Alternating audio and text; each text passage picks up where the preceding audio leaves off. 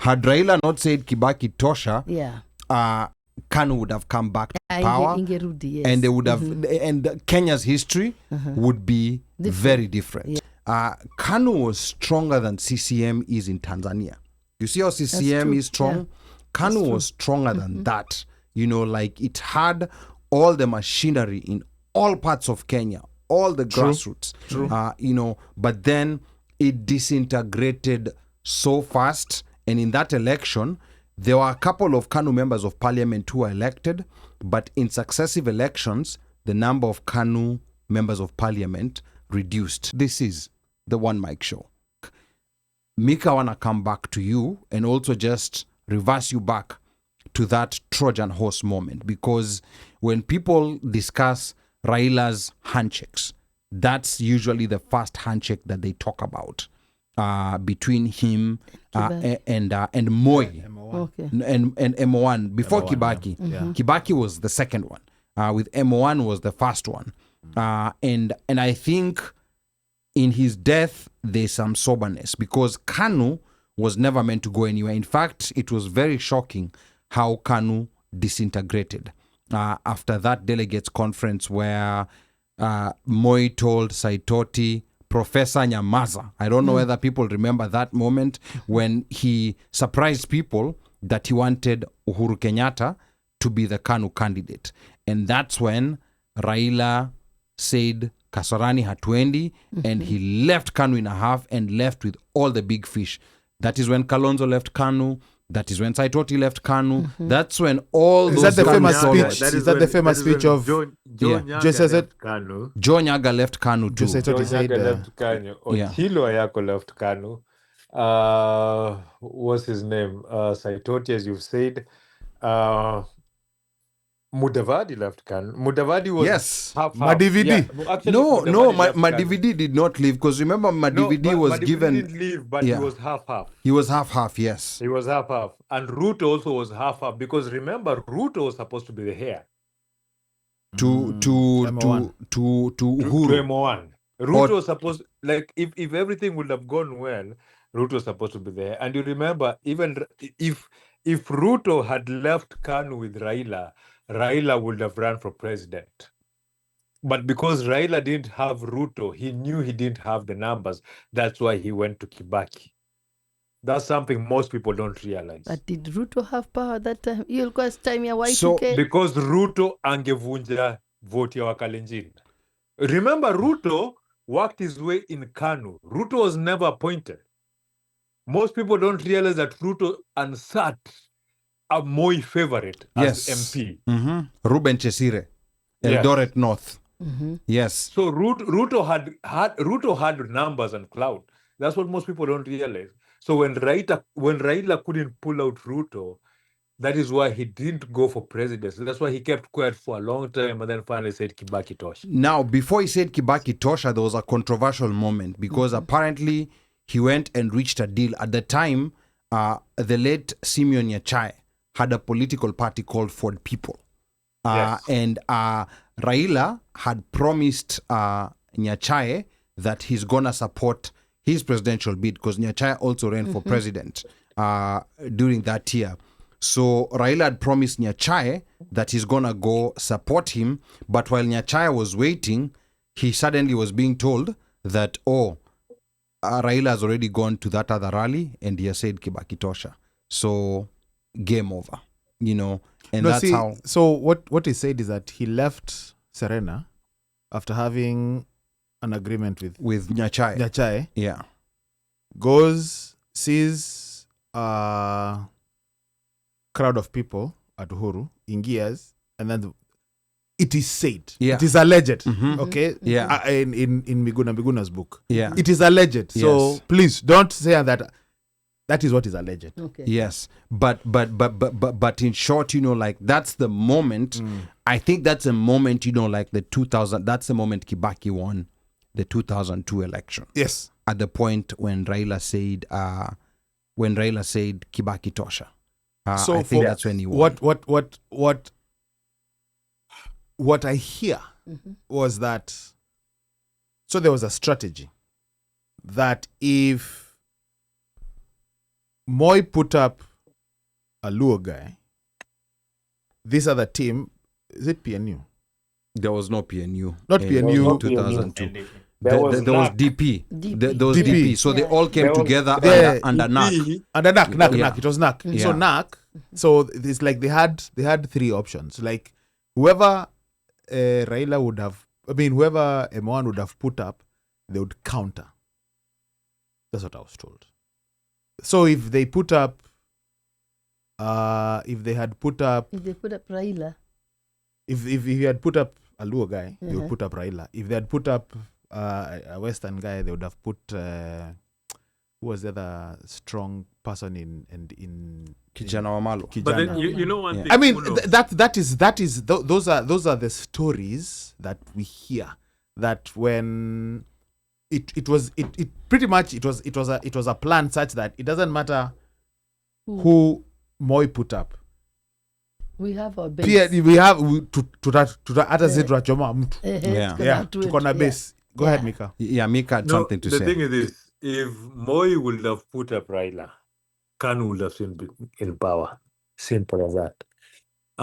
You remember when Raila said Kibaki Tosha, Moi reached out to Kijana Wamalwa. And there was a time that Wamalwa was wavering kidogo karibu aseme aende kwa Uhuru atoke NAK, and then akaambiwa atakuwa vice president akabaki huku kwingine. Oh. Because even if you remember quite properly, that NAK alliance, that NAK alliance, Who are the principals in NAC Alliance? The principal in NAK were at first ilikuwa Ngilu, Kibaki na Wamalwa. Yes. Yeah. And then so when Raila joined in, even the rest of the small opposition ilibidi wakimbie Nyachae peke ndo akabaki kando peke yake. But then, so the thing was, when Raila came in, I think Wamalwa felt some kind of way because they had beef uko Fort Kenya, but there was a point right close to the election when Moi had reached out to Wamalwa and he nearly flipped Wamalwa.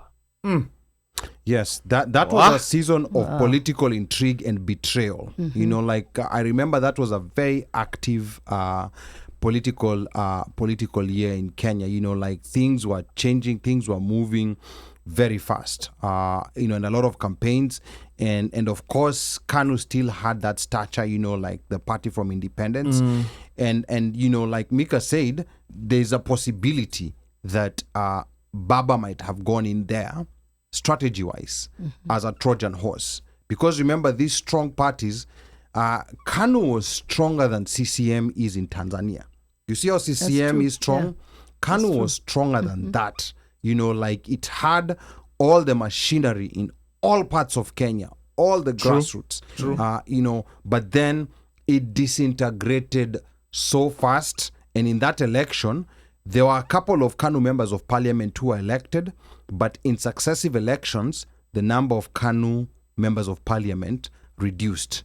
Right now, I think KANU only has a handful. I think Naisula Lesuda is a KANU member of parliament. I don't know any other one. They might have a few MCAs here and there, but it's essentially a moribund Let party. me ask you something. KANU hata zilimezwa juzi. Yeah, but let me ask you something. By the way. It seems like, therefore, Moi underestimated Raila's power.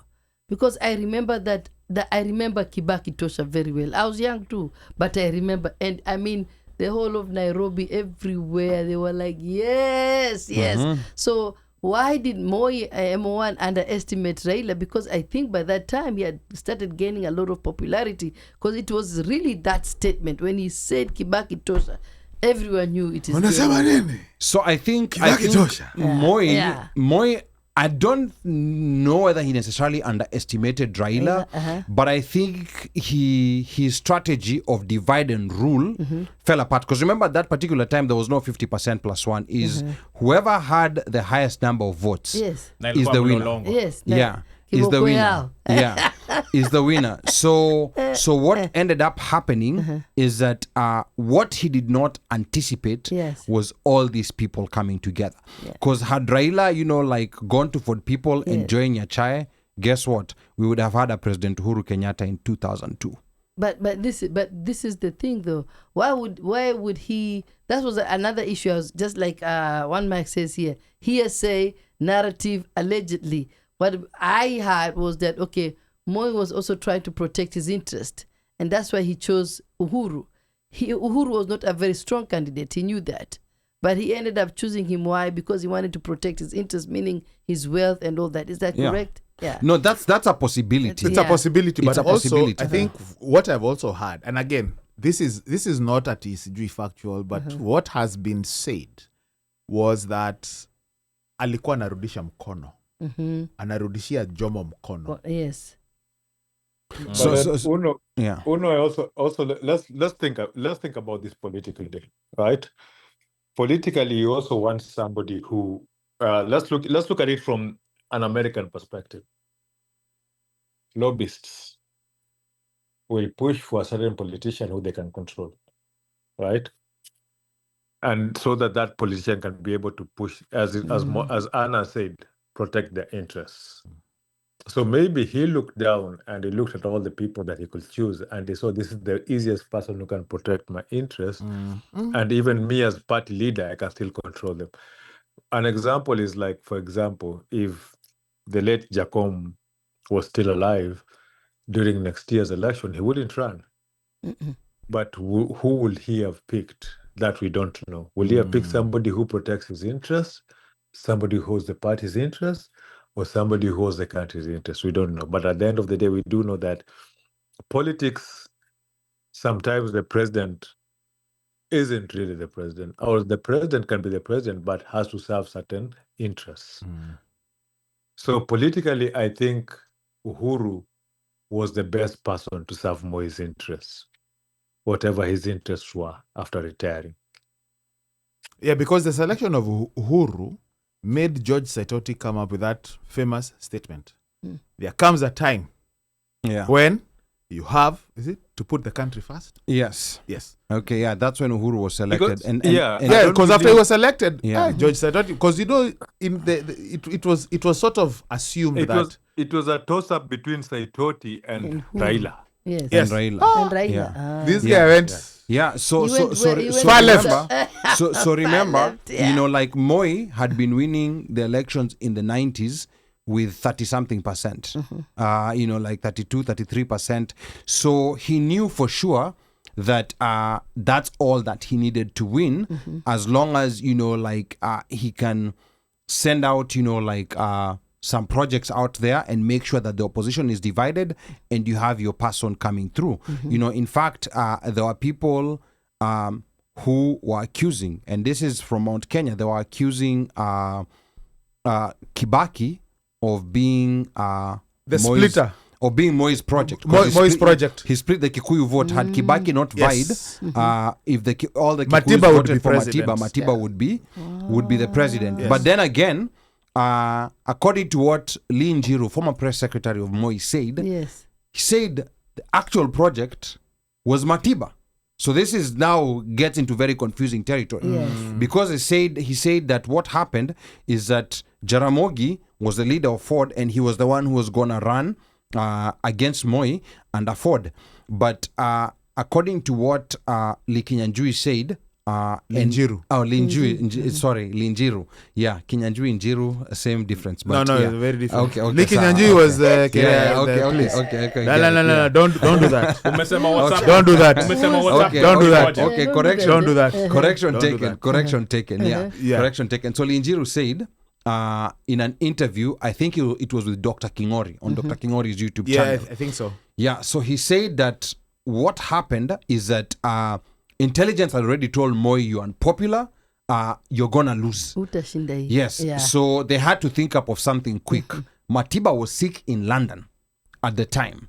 So when he came back to the country, they went to the government printers, now Moi's people, and asked them to print Matiba's pictures, Matiba's flyers, nyingi sana, and then go bus people from wherever, and then take all of them to the airport, so that when Matiba comes in, he sees this big crowd of people, and he's like, and then anarudi anaambiwa, sasa unaona the people actually want you. And Matiba's mantra was let the people decide. Yes, So that's when he decided that he's also throwing himself in. In Matiba's defense, he actually got more votes than Jaramogi. In that 1992 election. Very interesting results. If you look, if you go on Google or Wikipedia and look at the results, very interesting results. So in that the 1992 it was who was running? Matiba, Jaramogi, Kibaki, and Moi. Moi won. Moi won. Yes. Moi, of course Moi won. So aliwacheza divide wote. But if you take any two between Jaramogi, Kibaki, and Matiba, pick any two. They had more votes than Moi. Yes. Any two, not even the entire three. Any two, they had more votes than Moi. So but aliwacheza. That's the trick that he was playing. That's what he did also in 1997. In 1997, Kibaki was running, and also Raila ran. Had they run together, they would have defeated Moi. So that's where, at some point from Mount Kenya, they had a choice name for Kibaki, being the one who prevented Matiba from becoming the president. To this day, Mount Kenya believes that. Yes. So he was considered. So he was considered a project, and then now Linjiru recently was saying that Matiba was the project. So a lot of confusion, which is why I think it's important to have very good historians who can analyze this very critically and let people know what exactly happened. So that was Moi's plan. That's why when we got the new constitution, this new 50% plus one rule was introduced. But then after the 92-97, now 2002, right? Yes. He didn't run, but he chose more. He chose Uhuru. And that's when they lost. Yes, but remember, if you look at the results, Kibaki won at around 59, close to 60%. And Uhuru had about 40%. So that 40% was enough. Had one of those principles, stepped aside, we would have had a President Uhuru, and we would have had a very strong KANU. After 2002, potentially no new constitution. Potentially we would be like in the situation that Tanzania is in today. So basically Raila played an instrumental role for us to move away from KANU. Absolutely. I know Kenyan might disagree with that, but absolutely. Had Raila not said Kibaki Tosha, KANU would have come back to power, and they would have, and Kenya's history would be very different. Yes. The number to call, 202. People are afraid of calling, my guy. I don't know. 4570. Are you sure that umebonyeza kidude? Si mpaka nimetumia simu ya huyu mpaka kujaribu yawa. Lakini nafikia aliende pole pole tuseme those were 202 what else? 202 683 4570. Press star 5 to speak. And I've pinned. I think they're all pinned. All these are pinned on Facebook. Let's do this. Omosh, read the number in the Luo. 202. Almost ananicheka. Almost anasema ana ni trouble. Ana trouble maker. Are you serious? In the Luo. Yani Shizanu speaks so amongst us and she can't even hear what Ali is saying. Bwana ongea raka. Hata niko nyumbani na shindo huwa Aliza. Hata nilimwambia nani mtumie hii namba kwa nini. Well, we want people to call. Anna, Anna doesn't come so many times to this. I'm a guest today. So, yes, if you don't want to call and talk to Ali, call and talk to me. Let's go.